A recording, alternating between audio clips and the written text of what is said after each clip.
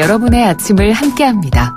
94.5MHz YTN 뉴스 FM 신율의 출발 새아침.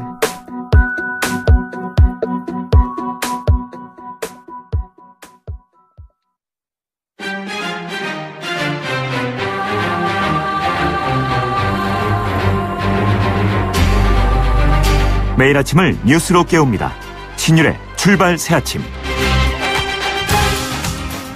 지금 청와대 홈페이지에는 약 40만 명에 가까운 사람들이 조두순을 다시 사회에 활보하게 해서는 안 된다는 청원을 올리고 있습니다. 피해자의 인권과 미래를 우리 사회가 지켜줘야 한다는 건데요. 아주 일부이긴 하지만 조두순이 형량을 마친 만큼 그에게도 기회를 줘야지 인권 차원에서 맞는 일이라는 주장도 있긴 합니다. 하지만 도저히 살아있는 생명체라면 있을 수 없는 잔혹한 범죄를 저지르는 존재를 법이라는 이름으로 다시금 사회에 복귀하는 것을 허용하는 것이 과연 인권인가 하는 문제 제기가 훨씬 많습니다. 물론 현재 법적으로는 조두순에 대한 재심은 불가능합니다. 그래서 주거지를 제한하고 1대1로 24시간 감시하는 방법밖에 없는 것이 현실입니다. 이것으로 충분할까요? 만일 그렇지 않다면 아직 3년 정도의 시간이 남아있는 만큼 법을 개정해서 출소 이유를 대비해야 할 겁니다. 가해자의 인권도 물론 중요할 수 있습니다. 하지만 법적인 미비로 인해 피해자가 또다시 정신적인 피해를 입지 않도록 만들어야 합니다. 그것이 바로 올바른 인권의 구현일 겁니다. 신율의 출발 새 아침, 오늘 순서 시작합니다.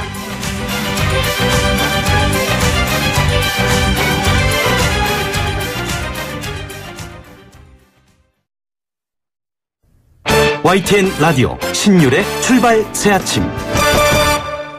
예, 지금까지 들어온 뉴스 정리해 보겠습니다. 백병규 시사평론가 스튜디오에 나와 계십니다. 어서 오십시오. 안녕하십니까. 예. 자, 남재준 전 국정원장 얘기부터 해볼까요? 남재준 전 국정원장, 지금 검찰에 출두를 해서 조사를 받았죠. 그렇습니다. 예. 근데 그 과정에서 이제 여러 가지 얘기를 좀 한 모양이더라고요.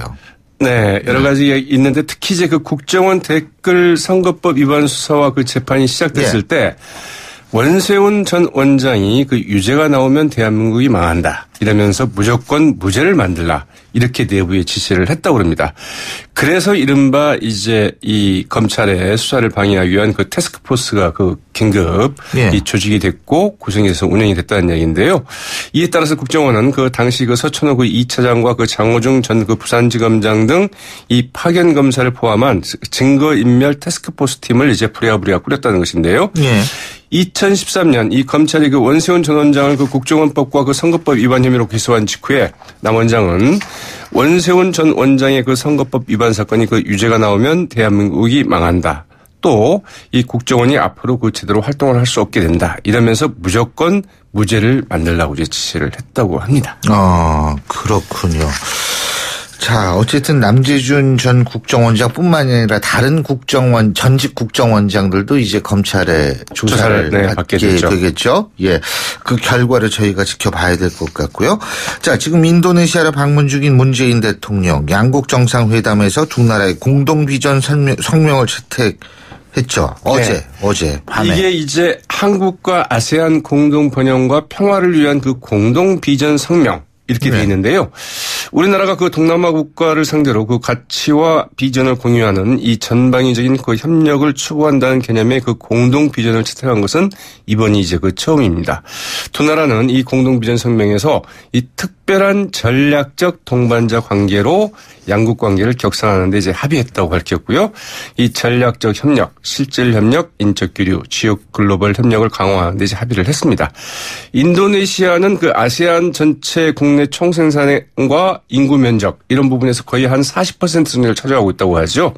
그래서 상당히 좀 핵심적인 국가인데 문재인 정부의 이른바 그 신남방 외교 정책의 그 주된 이제 파트너라고 볼 수 있을 것 같습니다. 한국과 인도네시아 두 정상 2022년까지 교역량 규모를 그 300억 달러로 그 늘리기로 하고 19억 달러 규모의 그 교통 인프라 협력 양해각서를 이제 체결했습니다. 문재인 대통령은 오늘 이제 그 베트남으로 이동하게 되죠. APEC 즉 그 아시아 태평양 경제협력체 그 정상 예교에 이제 들어가게 되는데요. 네, 한중 정상회담도 지금 예정되어 있죠. 인도네시아가 인구도 그렇고 땅덩어리도 그렇고 굉장히 크잖아요. 그렇습니다. 네. 예. 옛날에 그 자카르타가 이제 굉장히 좀 그 예. 과거에는 좀 유명한 도시이기도 했죠. 그렇죠. 저희한테도. 네. 자, 그리고 밤사이 들어온 소식인데 롯데홈쇼핑으로부터 뇌물을 받고 또 그중에서 일부러 횡령한 혐의를 받은 전병헌 청와대 정무수석의 전 보좌진 3명이 구속됐다는 소식이 있죠. 네, 그렇습니다. 법원은 오늘 0시를 조금 넘겨서 그 윤모 씨와 그 김모 씨 등 이 전병헌 수석의 그 의원 시절 보좌진 2명 그리고 그 자금 세탁 브로커인 이 배모 씨 등 그 3명에 대한 그 구속영장을 이제 발부를 했습니다. 서울중앙지법의 그 오민석 그 영장 전담 부장판사 이 도망 및 그 증거 인멸에 우려가 있다 이러면서 그 영장을 발부를 했는데요. 검찰은 아직 그 전병헌 수석의 경우에는 수사 대상이 아니다 이렇게 일단 선을 긋고는 있습니다. 그러나 네. 이들이 빼돌린 롯데 홈쇼핑의 그 후원금 3억 원 가운데 1억 원의 그 사용처가 과연 어디로 드러났냐에 따라서 그 수사 범위도 예. 확대될 수 있지 않겠느냐 이런 관측도 나오고 있습니다. 한편 이 김재철 전 MBC 사장에 대한 그 구속영장은 기각이 됐습니다. 서울중앙지검의 이 강부영 영장 전담 판사 이 증거 인멸과 도망의 염려가 없고 위법 행위에 대한 그 다툼의 소지가 있다 이러면서 이제 구속영장을 좀 기각을 했네요. 그렇군요. 이 뇌물 및 횡령 혐의죠. 그러니까 이 전병헌 네. 수석의 전 보좌관 3분이요. 3사람이요. 네, 보좌관은 이제 2명이고요. 한 명은 이제 그 브로커죠. 브로커. 네. 돈 세탁하는 브로커도 있는 모양이에요. 그렇죠. 예? 네. 참 별 직업이 다 있어요. 네. 자, 국내 정치 소식인데 바른정당 탈당 의원 8명이 어제 자유한국당에 복당을 했는데 그때 이 언론에서 이 자유한국당이 의외로 조용하다. 근데 그렇죠. 그게 아니었어요. 예. 네. 어제 그러니까 이제 무슨 소리냐 하고 이제 그 친박들이 네. 우리가 침묵하고 있지만 않겠다 이제 이렇게 나온 것 같기도 한데요. 이제 어제 그 복당 절차가 위법하다면서 이 친박 의원 15명이 그 의원총회 소집을 이제 전격 요구하고 나섰습니다. 숫자가 그리 많지는 않은데요. 그 김태흠 최고위원을 비롯해서 한선교, 김기선, 이 박대출, 이완영 의원 등 그 친박계 의원 15명 어제 오후에 그 의총 소집 요구서를 이제 그 전격 제출을 했습니다. 바른정당 8명의 그 복당 절차가 그 위법하다 이런 이유인데요. 네. 이 탈당 후에 그 해당 행위 그 정도가 심한 경우에는 그 최고위원회의 그 승인을 얻도록 되어 있는데 그 절차를 생략한 것이 그 당규에 어긋난다는 주장입니다. 그러나 이 홍준표 대표는 무슨 소리냐? 이 바른정당에서 그 돌아오려는 그 당원들에 대해서는 그 조건 없이 복당을 받아주라고 지시를 했고 그때 아무런 이의제기도 없었기 때문에 아무런 문제가 없다. 이제 이런 입장이라고 하죠. 그러나 이제 아무튼 이들 친박 의원들이 그 요청한 의원총회가 그 소집될 수 있을지는 조금 의문인데요. 네. 왜냐하면 그 서청원, 최경환 두 의원의 그 제명 의총 아직 소집을 좀 미루고 있지 않습니까? 네. 그래서 정우택 원내대표가 이 복당 반대 의총 소집만 좀 받아주기도 어렵지 않겠느냐 이런 관측도 좀 나오고 있습니다. 그렇군요. 자, 이 부분에 대해서는 잠시 후에 황영철 의원 직접 연결해서 입장을 한번 들어보고요. 자, 국민의당에서는 바른정당 잔류파와의 통합 얘기가 다시 나오고 있죠. 그렇습니다. 이 국민의당 내 그 호남 의원들의 그 반발 기류 또한 그 적지 않기 때문에 네. 이 실제적으로 추진될 수 있을지는 의문이긴 합니다만 그러나 이 국민의당의 그 안철수 대표 그 비서실장인 이 송기석 의원 어제 한 방송과의 인터뷰에서 여전히 그 바른정당과의 그 통합 가능성은 열려 있다. 오히려 그 바른정당의 그 창당 정신이나 그 개혁 지향성은 이 당에 남은 분들한테 그 정통성이나 그 정당성이 있는 것 아니냐. 이렇게 얘기를 했다고 하죠. 또 이 송 의원은 그 12월 통합선언 주장이 그 유효하다. 이렇게 얘기를 하고 안 대표도 역시 공감하고 있느냐. 이런 이제 그 질문에는 그렇다. 이렇게 답하기도 했습니다. 안철수 대표는 어제 그 바른정당과 그 일단 정책 연대 그리고 나아가 이 선거 연대까지 그 시도해 볼 수 있다는 입장에는 변함이 없다.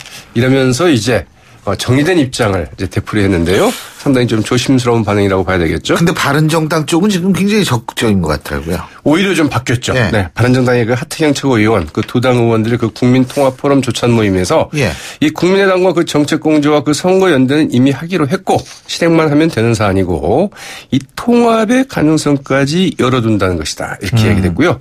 유승민 의원 이런 이야기를 했습니다. 명분 있는 그 중도보수 개혁세력 통합은 오래전부터 일관되게 한다고 얘기해왔다. 이렇게 상당히 좀 긍정적인 반응을 보였다고 하죠. 그렇군요. 자, 오늘 국회에서 홍종학 중소벤처기업 장관 후보자 청문회가 열리는데 이 부분에 대해서는 월요일 날 좀 얘기를 자세히 들어보죠. 오늘 말씀 여기까지 듣겠습니다. 고맙습니다. 네, 고맙습니다. 예, 지금까지 백병규 시사평론가였습니다.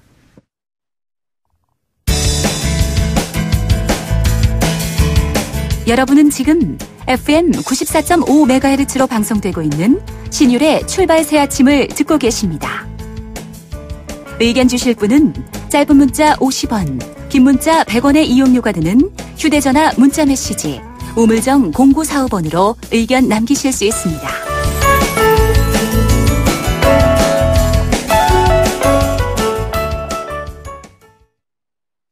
바른정당이 소위 통합파라고 불리는 분들 어제 자유한국당으로 복당했다는 소식 방금 전에 우리 백병규 시사평론가님과 함께 저희가 얘기를 했죠. 거기에다가 근데 이 친박계 의원들 복당 절차가 위법하다 이런 문제 제기하고 있다는 얘기도 말씀을 드렸는데 이게 앞으로 이 친박 비박 간의 갈등으로 상당히 전면전으로 번지는 거 아닌지 이런 관심이 쏠리고 있습니다. 자, 지금 어제 바른정당에서 자유한국당으로 복당한 바른정당 통합파의 대변인 역할을 하셨던 분이죠. 자유한국당 황영철 의원 전화 연결해서 입장 들어보겠습니다. 황 의원님 안녕하십니까? 예, 황영철입니다. 예. 아유, 그동안 아주 복잡하셨겠어요, 심경이. 예? 예, 어려운 결정을 내려야 되니까요. 예. 여러분들의 이야기도 듣고, 또, 제가 이 결정이 과연 옳은 결정인가, 이런 생각들을 참 많이 했죠. 어제 꽃다발 안 줬다. 원래 복당하면, 입당하면 꽃다발 같은 거 주잖아요. 예? 네. 어제 상황에 대해서 좀 오해가 있으신 것 같으신데요. 예. 저희가 이번에 복당하면서, 예. 꽃다발 받고 이러는 것들은 지금 할 시점이 아니다. 라고 해서 저희가 일단 그런 건 응원하지 않았고요. 네. 아니, 언론에서 꽃다발 없는 입당식이다. 이래가지고 제가 여쭤본 거예요. 예. 그러게요. 하여튼 여러 가지 상황들에 대해서 보는 시각이 많이 다른 것 같습니다. 네. 근데, 이제 복당 절차 완료가 된 거죠? 네. 예. 어저께 저희들이 복당식을 하고요.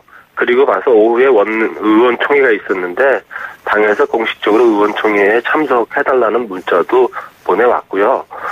다만 우리가 저희 어저께 복당 절차를 했는데 또 이제 당내 여러 가지 사항도 있고 그래서 의원총회는 다음부터 참석하기로 이렇게 했습니다. 근데 지금 친박계에서 복당 절차가 위법하다. 지금 의총을 열자 지금 이런 상황이고요. 류호의 최고위원 같은 분들은 저희가 지난번에 인터뷰를 했는데 복당한 의원들한테 대해서 아무 일 없었다는 듯이 할 수는 없지 않냐. 징계하는 게 당연하지 않냐. 이런 얘기를 하거든요. 어떻게 복당 전환하면서 이런 부분도 감수할 각오를 하고 계셨습니까? 네, 당연히 저희들이 복당하더라도 예. 당내에서 아주 전체 의원들한테 다 이렇게 환영받으면서 들어갈 거라고 생각지 않았어요. 예. 자유한국당 내에 지금 친박 세력들이 아직 남아 있고 많은 생각의 차이가 있는 분들 아니겠습니까? 예. 그리고 더 나아가서는 저희들이 복당하면서 사실은 지역 사정이 복잡하게 된 분들이 있습니다. 왜냐하면 이제 지역에 또 당협위원장을 맡아서 계셨던 분들, 이런 분들 입장에서는 또 저희들의 복당이 반갑지 않거든요. 그래서 이제 이런 여러 가지 문제로 인해서 이제 반발의 목소리가 나오긴 하는데, 그러나 자유한국당 전체의 흐름은 저희들의 복당을 환영하는 분위기고요. 예. 그리고 보수 통합해서 이제 다시 잘 열심히 해보자, 새롭게. 이런 전체적인 분위기가 있기 때문에 저희들이 일일이 그분들의 성명이라든지 이런 거에 대응하지 않을 생각입니다. 다만 일정 정도의 시간 동안에 그것이 잠재워지지 않고 계속해서 저희들을 물고 늘어지는 형태가 된다면 저희들도 그때는 가서 할 말은 해야 되겠죠. 그러니까 징계 이런 거에 대해서는 대응하지 않겠다 이런 말씀이시군요. 예. 예. 그런데 바른정당 창당 당시에 이 개혁 보수의 길을 걷겠다, 자유한국당으로 다시 들어가는 일 절대 없다, 이런 얘기들을 하신 것을 많은 분들이 기억하고 있는데, 네. 지금 사실 이게 철새 정치, 나쁜 정치다, 이런 복당파 의원들에 대한 비판의 목소리 나오는 거 알고 계실 겁니다. 그렇죠? 네. 예. 네. 근데 이게 지금 아까 보수 통합이라는 말씀을 하셨는데, 지금 갑자기 통합의 명분이 생겼다고 보시는 겁니까? 필요성이? 예전엔 없었는데? 저희들이 바른정당 만들어서 예. 바른정당에서 대통령 후보도 내고 예. 그러면서 보수가 바른정당의 틀 속에 다시 다 모이게 만들겠다는 것이 저희 창당의 여러 가지 목표였죠. 예. 근데 그것이 대선 과정에서도 이루지 못했고 그 이후에도 어쨌든 최선을 다하면 국민들이 우리들한테 지지도 보내주고 그러면 또 보수가 우리 쪽으로 집결할 수 있을 거다라는 그런 가능성을 놓고서 열심히 노력했는데요. 예. 이제는 그 가능성이 멀어졌다고 얘기할 때가 됐고요. 예. 그리고 이 보수 통합의 시점이라는 것은 또 앞에 지방선거가 놓여 있는 상태에서 지역의 여러 좋은 입지자분들이 보수가 이렇게 분열돼서 공천할 경우엔 결국 남 좋은 일만 시키는 것 아니냐라는 그런 염려들도 많이 하고 솔직히 말씀드려서 바른정당이라는 당의 좋은 지역의 인재들이 일단 모여들지를 않는 거예요. 그렇다고 한다면 우리가 아무것도 이렇게 얻을 수 없는 상황이라면 이제는 보수 대통합을 이뤄서 하나하나씩 보수의 지지를 얻어내기 위한 그런 노력들을 한 단계 한 단계씩 해야 되지 않겠느냐 이런 생각을 하게 된 거죠. 예. 근데 왜 바른정당에 좋은 인재들이 안 모일까요? 그거는 현실적으로 선거에 나서려는 분들은 그 정당의 공천이 본인한테 유리하게 작용될 거라는 판단이 서야 모이지 않겠습니까? 기호 4번보단 2번이 낫다. 네, 당연히 지금 그렇게 생각하고 계시고요. 물론 그건 지역에 따라서 차이가 있는지는 모르겠어요. 근데 저는 저희 지역 같은 이제 접경 지역과 이 보수적인 지역에서는 이대로라면 지방선거에서 저와 함께 한 좋은 인물들이 오히려 선거에서 굉장히 많은 부담을 느낄 거라고 보고요. 저는 또 지역에 지금 바른정당 소속은 아니지만 좋은 인재들이 지역에서 일할 수 있게 만들어주는 그런 역할도 하는 것이 지역구 국회의원의 또 정치력이라고 생각하거든요. 근데 그런 일들도 또 해야 되겠죠. 예. 그 명분적으로는 지금 모든 조건이 다 갖춰졌다고 생각하십니까? 복당의 명분? 저희들이 지금 성공한 길을 걸어온 게 아니잖아요. 네, 바른정당의 이런 개혁보수로서의 길이 성공하지 못했기 때문에 이 성공하지 못한 길에 대해서 우리가 잘했다고 칭찬해달라고 할 수는 없는 거예요. 그래서 그런 상황에서 또 복당하는 과정이 전체 국민들의 입장에서 봤을 때는 결코 바람직한 모습으로 보여지지는 않을 거예요. 그 부분에 대해서는 잘 생각하고 있고요. 다만 보수 지지층의 입장에서 봤을 땐 그래 너희들이 합치는 것이 맞다 이렇게 많은 또 격려와 박수도 보내주고 계세요. 예. 그래서 지금은 매우 낮은 우리의 통합에 대해서 매우 낮은 수준의 우리가 지지를 받고 있지만 이런 분들의 지지가 의미 있게 만들 수 있도록 더 노력해서 더 지지도를 끌어올리고 또 지방선거에서도 힘든 여건이지만 그래도 최선을 다할 수 있는 그런 상황을 만들어 봐야 될 것 같습니다. 자, 그럼 뒤집어서요. 바른정당에 남아있는 분들은 왜 남아있다고 보세요? 그분들 같은 경우에는 지방선거에 대한 두려움이라든지 혹은 이 보수 대통합의 필요성을 덜 느끼고 있어서 남아있다고 보십니까? 어떻게 보십니까? 저는 남아있는 분들이 지금 11분의 현역 의원님들과 그다음에 남경필 지사님을 비롯한 원희룡 지사를 비롯한 자치단체장인데요. 예. 저희들이 두 번의 의총을 거치는 가운데 참석한 남경필 지사나 또 5, 6명의 현역 의원들은 자유한국당과 당대당 통합을 하자라는 의견을 제시했던 분들이세요. 예. 그러니까 결국은 그냥 도저히 지금 상태에서는 자유한국당과는 통합하지 않겠다고 하시는 분들이 한 4, 5명 정도 되는 수준이라고 보거든요. 예.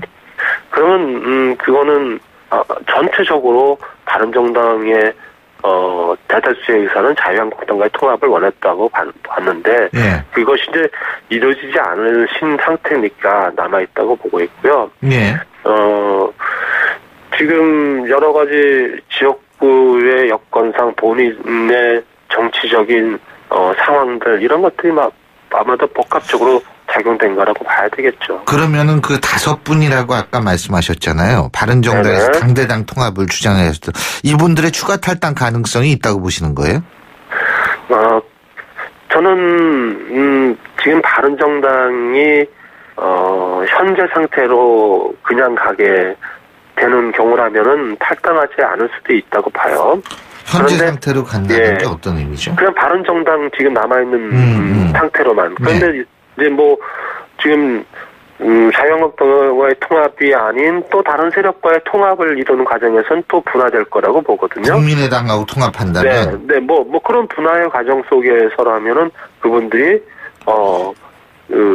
바른정당은 자유한국당과의 통합이 더 바른 방향이 올바른 방향이다라고 얘기했고 생각하셨던 분들이기 때문에 그 시점에 다시 자유한국당으로 복당할 가능성은 있다 이렇게 생각이 들어요. 왜 보수 중도 통합이라는 의미에서의 국민의당과 통합을 추진하게 되면은 이분들이 탈당을 할까요? 아마도 지금까지 우리가 새누리당이라는 아주 보수적인 보수 정당의 지형 속에서 함께 있다가 예. 대통령 탄핵 과정에서 국민의 뜻을 따르기에 부득이한 우리는 분당의 길을 걸었다고 보거든요. 예.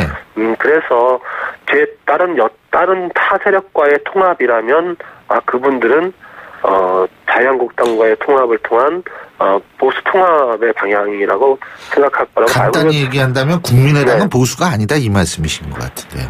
복잡하죠. 그러니까 국민의당의 경우에 있어서는 자유한국당, 이 바른정당과의 통합 논의가 나왔을 때부터 많은 차이를 서로가 이야기를 했고요. 예. 그래서 아마도 국민의당과 통합하는 과정이 생기게 된다면, 예. 분명히 아마 바른정당 내에서 또 갈라져서 가는 상황이 나타날 거다 이렇게 예. 생각이 됩니다. 자, 바른정당 통합파가 이제 자유한국당으로 들어갔습니다. 그렇죠? 네.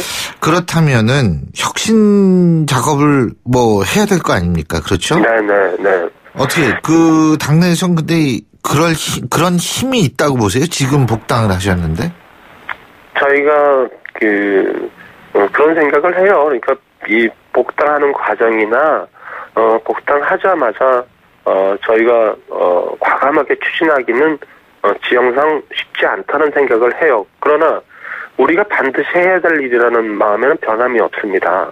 어떤 과정을 겪든지 자유한국당의 혁신 과정을 이뤄내고 보수에게 새로운 보수의 모습을 보여줘야 된다는 것은 저는 제 개인적으로나 또 복당하는 의원들이나 숙명처럼 생각하고서 들어가고 있습니다. 그것을 위해서 최선을 다할 거예요. 그런데 최선을 다하신다고 말씀하셨는데 그런 과정이 예를 들면 서청원 최경환 의원의 출당 뭐 이런 문제 그리고 원내대표 선거의 출마 이런 것들입니까?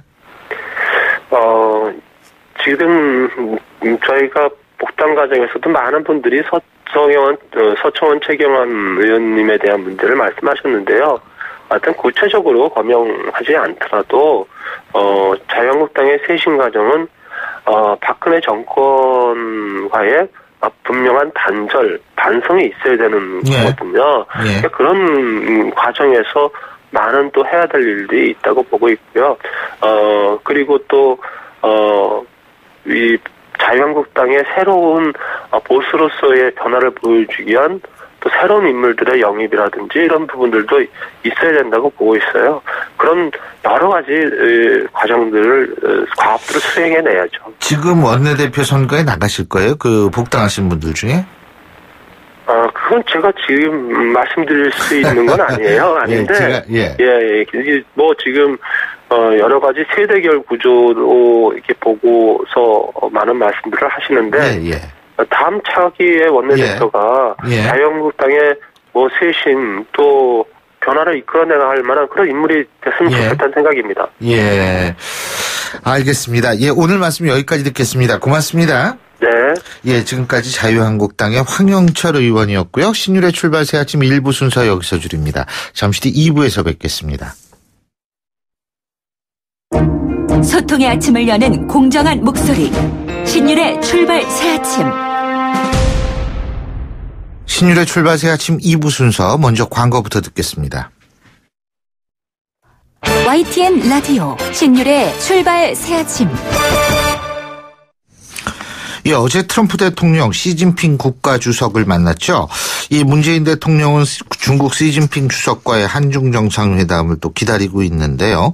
하지만 지금 문재인 대통령 동남아시아 순방을 지금 하고 있습니다.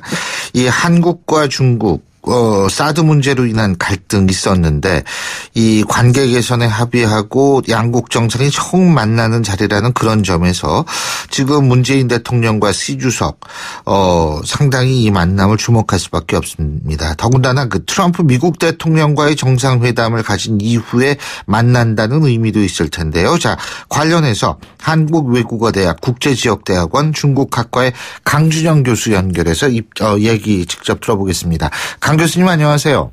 네, 안녕하세요. 예. 어제 트럼프 대통령하고 시진핑 그 주석하고 예? 정상회담 네. 했지 않습니까? 그죠? 그렇습니다. 네. 일단 어떻게 평가하세요? 뭐 일각에서는 알맹이가 없다는 얘기도 하는 모양이던데. 글쎄 말이에요. 세간의 평가는 표면적으로 그럴지 모르겠습니다만은 미국과 중국은 충분히 명분과 실리를 얻은 회담이다. 저는 그렇게 평가를 합니다. 왜냐하면 미중 간에 지금 나타나 있는 현안이나 이런 것들이 그렇게 한 번에 해결될 수 있는 건 아니거든요. 그러니까 결국은 미국 입장에서는 이번에 트럼프 순방의 목적을 살펴보면 알겠습니다만은 북핵 공조, 그다음에 통상 문제 해결 이런 게 가장 핵심 아니겠습니까? 네. 결국 그 부분에서 본다면 통상 부분에 대해서 선물을 분명히 받았고요. 중국은 통상 미국의 대중 적자 이 부분을 빌미로 해서 계속해서 북한 제재를 카드로 사용하지 않았습니까? 그러니까 대량의 경협을 통해서 북핵 몰아붙이기 예봉을 좀 피하는, 그러면서 중국의 힘도 과시하고 국제사회에서 중국이 미국의 충분한 파트너 역할을 할 수 있다라는 그런 걸 보여준 거니까 전체적으로는 외부에서 보면 특히 한국 입장에서 보면 미지근하지만 자신들로서는 소기의 목적을 달성한 회담이다, 이렇게 볼 수 있는 거죠. 목적을 달성한 회담이다, 이렇게 평가하시는 거군요. 네네. 자, 그런데 지금 트럼프 미국 대통령이 우리나라에서도 그랬고요, 중국에 가서도 그렇고, 실제로 좀 센 발언을 하지 않았어요. 평소답지 네네. 않다.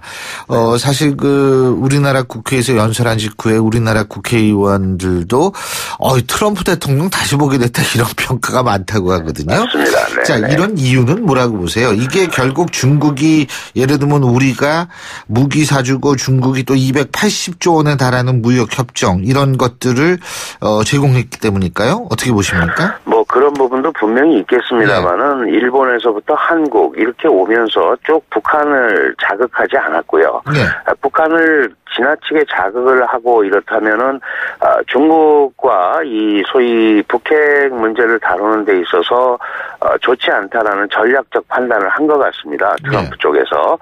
그리고 좀 전체적으로 본다면 트럼프 대통령이 이 북핵 문제라든지 아시아 지역을 이렇게 돌면서 매우 전략적 마인드를 가지고 왔다. 다시 말씀드려서 속에 무슨 생각을 갖고 있을지 모르겠지만 이번에 아시아 순방을 가서는 이 긍정적인 메시지를 던지면서 자신의 지금 국내적으로 아주 여러 가지로 곤란에 많이 빠져 있지 않습니까? 그런 것도 좀 만회하면서 좀 시스템적으로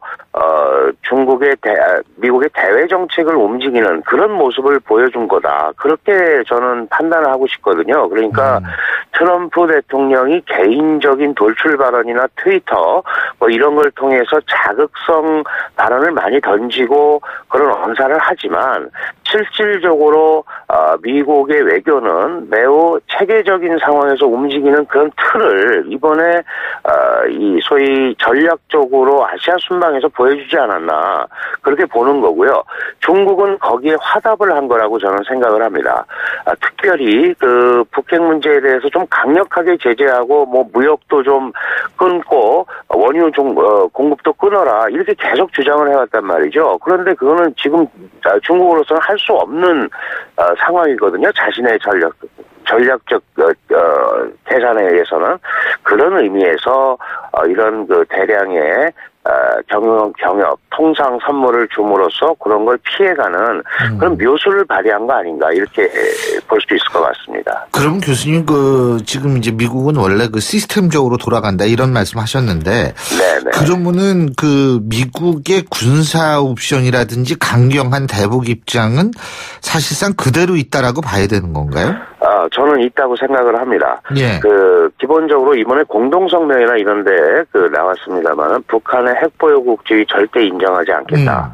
그다음에 유엔 안보리 제재를 충실히 하겠다. 예. 그러고 나서 이제 평화적 해결을 천명을 했는데 이거는 지금까지 해온 대로 중국이 주장을 하는 거 아니겠습니까? 그러니까 한번 같이 해보자는 거죠. 그런데 안보리 제재가 철저하지 못하고 평화적 해결이 어려울 경우에는 미국 주도로 갈 가능성을 깔아놓은 거죠. 그러니까 이 부분이 제대로 안 되면 미국이 주도할 수밖에 없다라는 복선이 다 깔려 있는 거고 그 상황에서 중국은 최대한의 안보리 제재를 통해서 북한을 제어해보겠다는 일종의 약속, 공감대를 얻은 거거든요. 그러니까 그런 잠복은 계속 돼 있습니다. 다만 그런 것들을 미리 내세움으로써 중국을 자극하고 북한을 자극할 필요가 없다라는 그런 전략적 판단을 한 거라고 저는 생각을 합니다. 지금 교수님 제가 볼 때 되게 중요한 부분인 것 같은데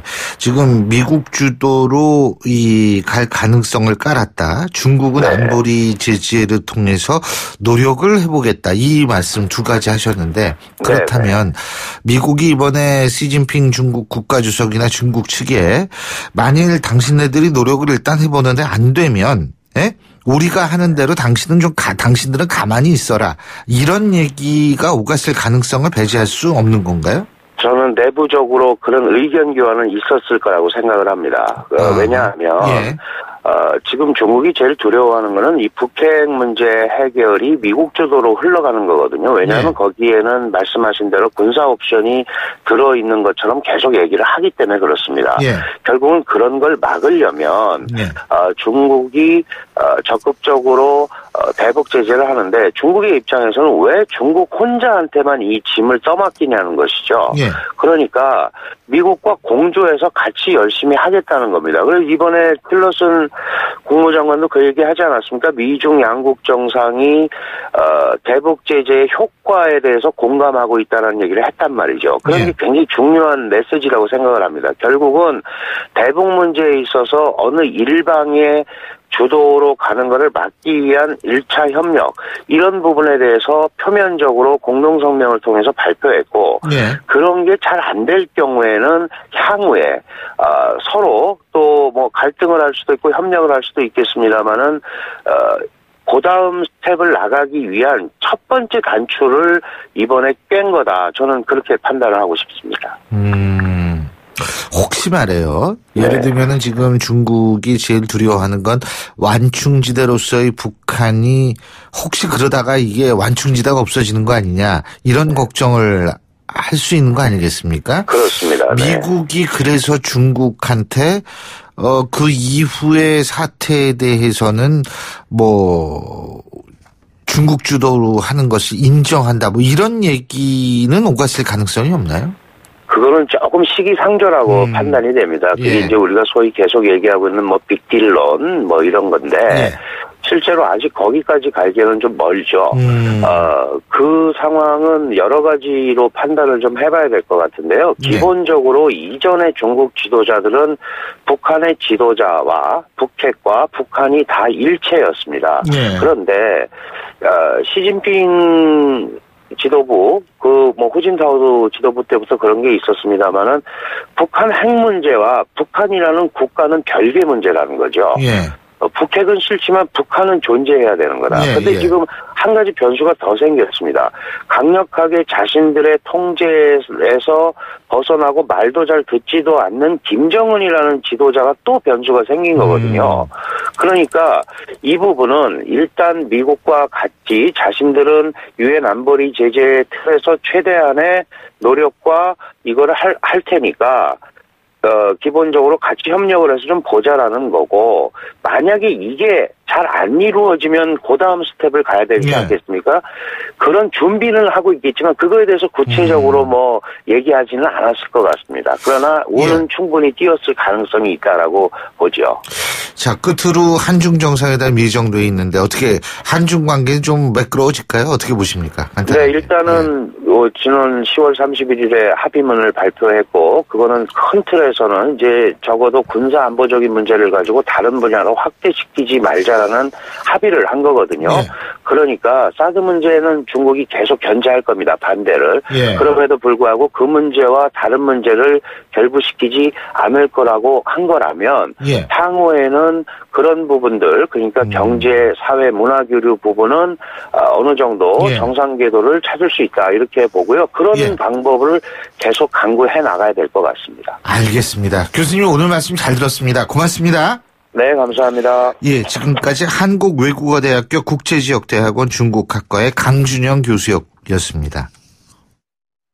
신율의 출발새 아침 2부 순서 여기서 줄입니다. 전 8시 10분 3부에서 다시 찾아뵙겠습니다.